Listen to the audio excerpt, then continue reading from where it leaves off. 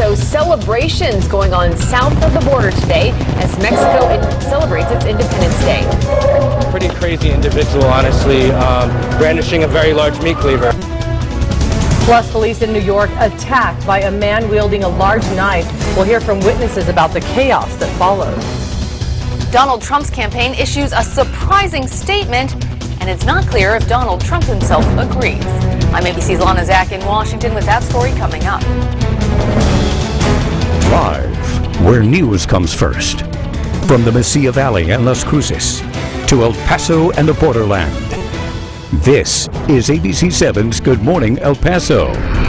Rise and shine and a very good morning to you, El Paso, Las Cruces, and Juarez. I'm Stephanie Valle. And I'm Hillary Floren. Good morning, everyone. Happy Friday. Let's check in with Nicole. Yes, she has our forecast this morning. Hi, Nicole. Good morning. We're off to a very comfortable start, but overnight we did have some storms move through portions of the borderland, mainly around Hudspeth County, Culberson County, and we even picked up some hail in Cloud Crop. Notice our rainfall estimates. You can see where most of the heaviest activity took place, and again, that's around Van Horn, Sierra Blanca, and Ruidoso, Alamogordo. Also picked up rainfall overnight. Doppler radar showing us that we're off to a dry start this morning in El Paso, Las Cruces, and it is also calm around the area mountains. Temperatures to get you out the door were a little cooler in Las Cruces. We're in the 60s at the El Paso airport. Around 7 o'clock, 73 degrees, and at 9 o'clock, a little warmer, 76 for El Paso.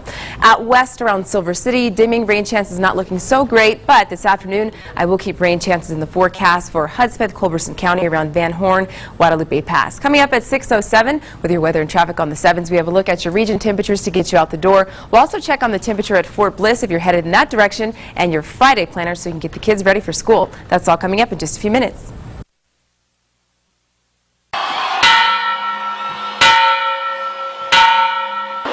¡Viva la independencia nacional! ¡Viva México! ¡Viva México! ¡Viva México!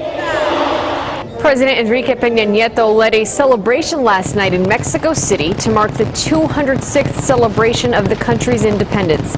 Tens of thousands gathered in the main square for the traditional Cry of Independence. The ceremony included music and a fireworks show. New this morning, a fifth West Nile case has been reported in El Paso. The patient is a woman in her 70s who lives in the Upper Valley, and we're told she is recovering. The El Paso Department of Public Health says there were 12 cases at this time last year. If you want to avoid getting bitten by mosquitoes, make sure that your windows and doors have screens. You should wear long sleeves and pants and use insect repellent with DEET. Also new this morning, a long impasse in Congress over funding to fight Zika may be nearing an end. Congressional aides say Republicans will give in and let clinics affiliated with Planned Parenthood share in the new funding. The deal would ease the way for Congress to finish work until after the election. A man in New York City is in critical condition this morning with gunshot wounds after getting into a confrontation with police. Police say officers confronted 32-year-old Akram Judah yesterday when they saw him trying to remove a boot from the wheel of a car he apparently was living in. You can see police investigating the vehicle after this incident. Police say after a brief chase seen here on witness cell phone video, that's what you're looking at now, Judah hacked an off-duty detective's face with an 11-inch meat cleaver. Look at that. Police shot and wounded him then. Witnesses described the moments when they heard the gunshots. They hear gunshots and everybody just starts running and screaming. People are ducking behind cars, people are running, people are getting trampled.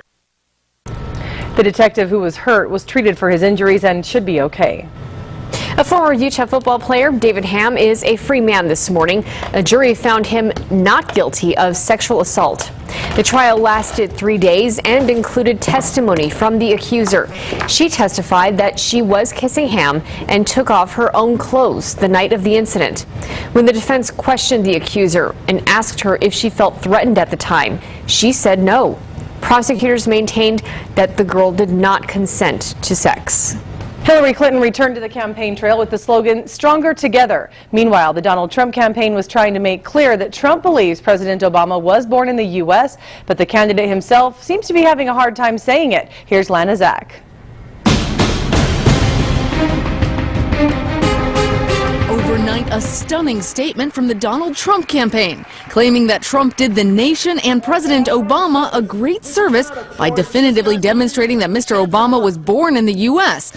The statement reading in part, in 2011, Mr. Trump was finally able to bring this ugly incident to its conclusion by successfully compelling President Obama to release his birth certificate.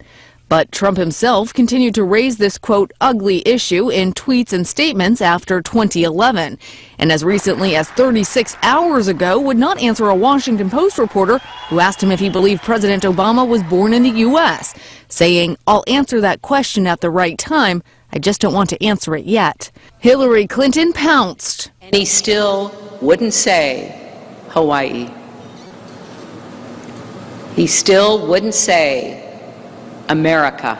Also hitting Trump for calling the minister in Flint, Michigan, a nervous wreck. Every time we think he's hit rock bottom, he sinks even lower. Clinton was back on the campaign trail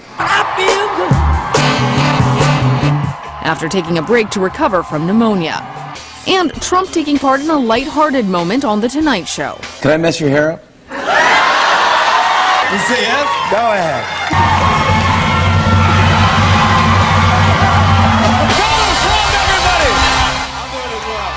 That Trump campaign statement also claimed that Hillary Clinton was responsible for falsely starting those rumors about President Obama's birthplace. Fact checkers have deemed that to be inaccurate. Lana Zach, ABC News, Washington. New this morning, 3 young Americans who never joined the U.S. military but died fighting the Islamic State group in Syria will return home today to military-type honors. The caskets of Levi Shirley, Jordan McTaggart, and William Savage arrived at Chicago's O'Hare Airport on Wednesday.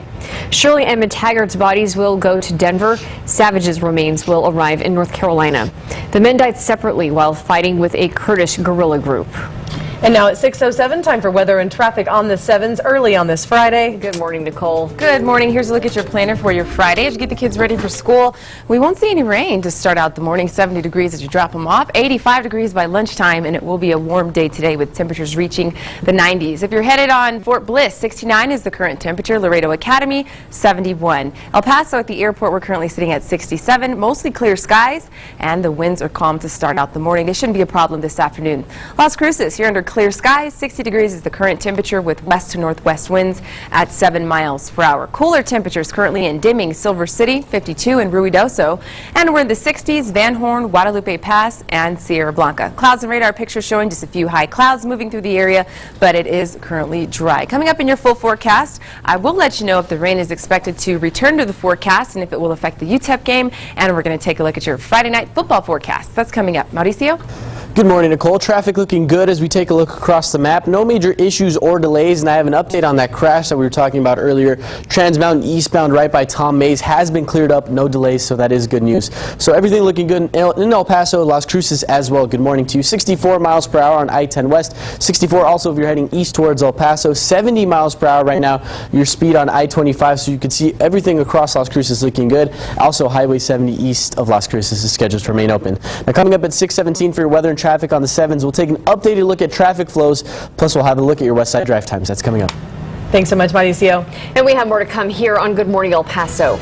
The first thought that went through my head was, oh crap, I'm in sandals. Those sandals did not stop her from chasing after a man who mugged her. Our New Mexico Mobile Newsroom sits down with her. Why she took matters into her own hands. It's 6:08, and this is ABC 7, where news comes first. You're watching ABC 7's Good Morning El Paso with Hillary Floren, Stephanie Valle, and live reports from Denise Olivas.